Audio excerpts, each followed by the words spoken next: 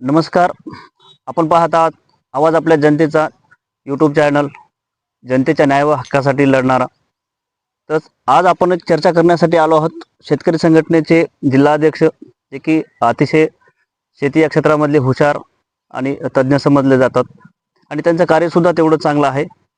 आपण मागील कित्येक दिवसापासून पाहतो की शेतकऱ्याची जी पिवळं सोनं असं समजलं जातो, ती हळद, त्या हळदीचा सध्या चाललेला गोंधळ, शेतकऱ्याचा माल आला, भाव कमी, शेतकऱ्याचा माल संपला की भाव जास्त, या सगळ्या प्रकारामध्ये जे शेतकरी संघटनेच्या अध्यक्षानं, ते राजू शेट्टी साहेब यांनी हा जो लढा उभा केला, त्या लढ्याच्या संदर्भात आपण शेतकरी संघटनेचे जिल्हाध्यक्ष जे आहेत हनुमंत पाटील राजगोरे यांच्यासोबत काही महत्त्वाच्या गोष्टीवर चर्चा करण्यासाठी आलो आणि आपण त्यांच्याकडून समजून घेऊ की नेमका वायदा बाजार का असतो, NCDX काय भानगड आहे आणि तो जो 25,000 कोटीचा आरोप झालेला आहे हा नेमका कसा आहे, हा शेतकरी या सगळ्या गोष्टीचा अनभिज्ञ आहेत.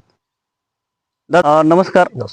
आम्हाला काही गोष्टीचं थोडं शेतकऱ्यासोबत एक डिस्कशन करायचं आहे आणि शेतकऱ्याला काही गोष्टी क्लिअर करायच्या आहेत. बऱ्याचशा शेतकऱ्यांना माहीत नाही की NCDX काय आहे, वायदे बाजार कसा असतो, त्याबद्दल आम्हाला थोडक्यात एक माहिती सांगू शकता?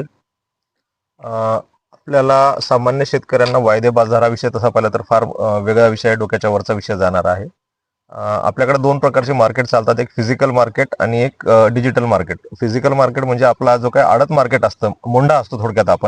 आपला शेतकरी शेतात माल पिकवतो, त्याची हार्वेस्टिंग करतो आणि हार्वेस्टिंग करून आपण APMC मध्ये किंवा मोंढ्यामध्ये नेतो, ते झालं फिजिकल मार्केट. आणि दुसरं असतं डिजिटल मार्केट, ज्याला आपण ते ऑपरेट थ्रू होतं, NCDX थ्रू होतं. NCDX ही एक केंद्र सरकारची संस्था आहे, जी हे सगळे जे व्यवहार आहेत हे डिजिटल स्वरूपात मॉनिटर करण्याचं काम NCDX करतं. याच्यामध्ये जवळपास एक 25 ते 30 प्रकारचे वेगवेगळे पिकं येतात. या सगळ्या पिकांचं त्याच्यामध्ये डिजिटल स्वरूपात व्यवहार होतात, खरेदी विक्री होते. आणि हे दोन प्रकार मोस्टली चालतात मार्केटमध्ये, असं म्हणतायला हरकत नाही. दादा, NCDXचा थोडंसं आम्हाला डिटेल्स पाहिजे होतं की शेतकऱ्याचा नेमका माल जर मार्केटला आला की त्यावेळेस भाव डाऊन होतो आणि शेतकऱ्याचा माल संपला की भाव जास्त होतो. हे काय गोडबंगळ आहे? थोडक्यात आपण हळदीबद्दलच बोलू. हळदीबद्दल सांगायचा विषय तर असा आहे की आतापर्यंतच्या 8-9 वर्षाच्या इतिहासामध्ये आपण बघितलं असेल की हळद जेव्हा प्रत्यक्ष येते, फेब्रुवारी मार्च मध्ये, एप्रिलमध्ये जेव्हा हळद येते प्रत्यक्ष येते मार्केटला, तेव्हा NCDX रेट पडलेले असतात. आणि जेव्हा हळद शेतकऱ्याकडली संपते आणि व्यापाऱ्याकडे स्टॉकमध्ये जाते, त्यावेळेस हे रेट मोठ्या प्रमाणात वाढतात. आज आपण पाहायला गेलं तर एक लक्षात घ्या की मागणी दर कमी जास्त होणं हा खरं तर इकॉनॉमिक्सचा सिद्धांत आहे. तो मागणी आणि पुरवठ्यानुसार व्हायला पाहिजे. पण प्रत्यक्षामध्ये आज अशी यावर्षीची परिस्थिती आपण लक्षात घ्या की यावर्षी अतिवृष्टीमुळे महाराष्ट्र असो, तेलंगणा असो, या सर्व ठिकाणी अतिवृष्टीमुळे हळदीच्या पिकाला मोठा मार बसलेला आहे. करपा रोग किंवा इतर रोगांमुळे जवळपास 25 ते 30% हळद यावर्षी कमी होणार आहे, हे स्पष्ट दिसत असताना NCDXचे काही अधिकारी आणि या डिजिटल मार्केटमध्ये खेळणारे सट्टे बाजार, थोडक्यात आपण या काही ठराविक व्यापाऱ्यांनी याला सट्टे बाजारात स्वरूप दिले आणि या डिजिटल मार्केटमध्ये एक अशा प्रकारचं चित्र निर्माण केले की यावर्षी हळद कमी झालेली नाहीये, तर उत्पन्न चांगलं आहे, त्यामुळं दर वाढणार नाहीत, असं एक चित्र निर्माण केले. पण या सर्व प्रकारामध्ये एक मार्केटमध्ये एक चुकीचा मेसेज जातो, भ्रम पसरतात आणि त्यामधून मार्केटमध्ये हळदीचे दर पाडण्याचं कारस्थान ठराविक लोक करतात. दादा, आपण शेतकऱ्याला नेमकं काय आव्हान करता? आता नवीन जे शेतकरी हळद उत्पादक आहेत, यांना हळदीबद्दल किंवा मग विक्रीबद्दल थोडक्यात आम्हाला मार्गदर्शन. आम्ही याच्यापूर्वी 1 महिना अगोदर आम्ही शेतकऱ्यांना आवाहन केलं होतं आणि सांगितलं होतं की हळद नक्कीच 20,000च्या आसपास जाईल, शेतकऱ्यांनी विकण्याची घाई करू नये.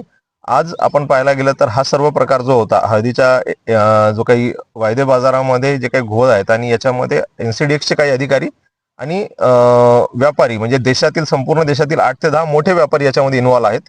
आणि या सर्व प्रकाराची चौकशी CBI मार्फत व्हावी. आणि हा सर्व 8 ते 9 वर्षातला जर व्यवहार बघितला तर 25,000 कोटींच्या वर हळदीच्या दरामध्ये वायदे बाजाराच्या माध्यमातून शेतकऱ्यांची फसवणूक झालेली, असा आरोप करत आमच्या संघटनेचे अध्यक्ष राजू शेट्टी साहेबांनी मुख्यमंत्र्यांना पत्र लिहिलं.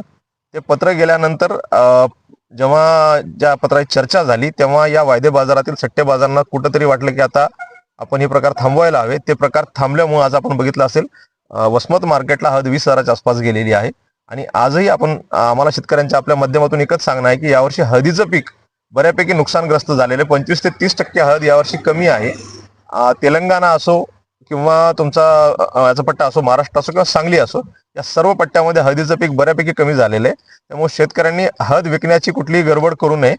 हळदीला चांगले दर येतील आणि स्वाभिमानी शेतकरी संघटना या सर्व गोष्टींमध्ये शेतकऱ्यांना चांगले दर मिळावे यासाठी प्रयत्न करणार आहे. स्वतः राजू शेट्टी साहेबांनी एनसीडीएक्सचे जे चेअरमन आहेत त्यांची भेट घेण्याचं या आठवड्यात ठरवलेलं आहे. आणि सोबतच एनसीडीएक्सच्या कामकाजात जर सुधारणा नाही झाली तर हायकोर्टामध्ये याचिका दाखल करून शेतकऱ्यांना जास्तीत जास्त दर कसे मिळवून देता येतील या पिवळ्या सोन्याच्या माध्यमातून यासाठी संघटना प्रयत्न करणार आहे. धन्यवाद दादा.